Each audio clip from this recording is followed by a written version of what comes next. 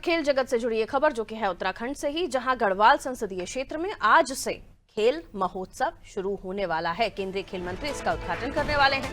अलग अलग क्षेत्रों के खिलाड़ी यहां शामिल होने वाले हैं।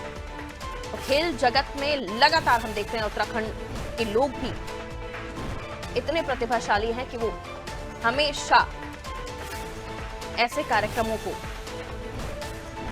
बढ़ चढ़कर में हिस्सा लेते हैं, प्रतिभाग करते हैं। और जब बात ऐसे कार्यक्रम की हो, खेल महोत्सव की हो, तो देखिए आप कहीं पर भी देखिए इस तरह के खेल महोत्सव होते हैं जो इस अपने खेलों से जुड़े हुए अलग अलग तरह के जो खेल होते हैं उनसे जुड़े हुए जो खिलाड़ी होते हैं वो उनमें प्रतिभाग करते हैं। तो यहाँ पर भी यही है, अलग अलग क्षेत्रों से जो खिलाड़ी हैं वो भी शामिल होने जा रहे हैं, यानी बड़े लेवल पर ये खेल महोत्सव मनाया जाने वाला है।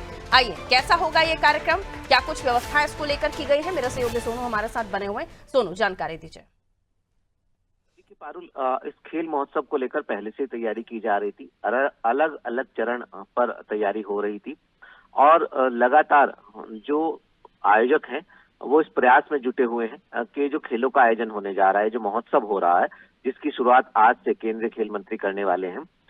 इन खेलों को, क्योंकि 25 दिसंबर तक ये महोत्सव आयोजित होगा, इन खेलों के माध्यम से तमाम जो ग्रामीण क्षेत्रों से लेकर शहरी क्षेत्रों तक के जो खेल से संबंधित प्रतिभाएं हैं उनको एक प्लेटफॉर्म उपलब्ध कराया जाए। तकरीबन जो हमें जानकारी प्राप्त हुई उसके मुताबिक पारुल, तकरीबन 13,000 से ज्यादा जो युवा हैं वो अलग अलग खेल प्रतियोगिताओं में प्रतिभाग करने वाले हैं।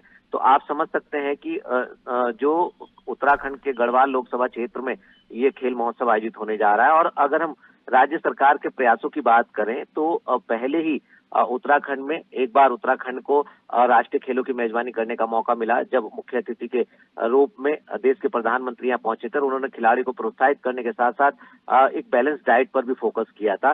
उत्तराखंड की धामी सरकार लगातार खेलों को और खिलाड़ियों को प्रोत्साहित करने के लिए प्रयास कर रही है। और खास तौर पर जब राष्ट्रीय खेलों का आयोजन हुआ था उस दौरान जो तमाम खेल से संबंधित अलग अलग खेल प्रतियोगिताओं से संबंधित जो उपकरण खरीदे गए थे उनका भी सदुपयोग हो सके और इसके साथ साथ जो ग्रामीण स्तर की जो खेल प्रतिभाएं हैं उनको एक प्लेटफॉर्म उपलब्ध हो सके। इसके लिए न सिर्फ स्टेडियम बनाए जा रहे हैं बल्कि उत्तराखंड सरकार जल्दी एक खेल विश्वविद्यालय को भी अस्तित्व में लाने जा रही है। और उत्तराखंड के कई ऐसे शहर हैं जहां पर अलग अलग शहरों में तकरीबन 23 जो खेल अकादमी है उनको अस्तित्व में लाया जाएगा। तो उत्तराखंड की धामी सरकार लगातार ये प्रयास कर रही है कि देवभूमि उत्तराखंड को कैसे खेल भूमि बनाया जा सकता है, इसके लिए प्रयास किए जा रहे हैं। और यही वजह है कि समय समय पर अलग अलग खेलों से संबंधित प्रतियोगिताएं आयोजित होती हैं। अब खेल महोत्सव का आयोजन हो रहा है और ब्लॉक से लेकर राज्य स्तर तक की खेल प्रतियोगिताएं आने वाले समय में भी हमें देखने को मिलने वाली है। पारुल,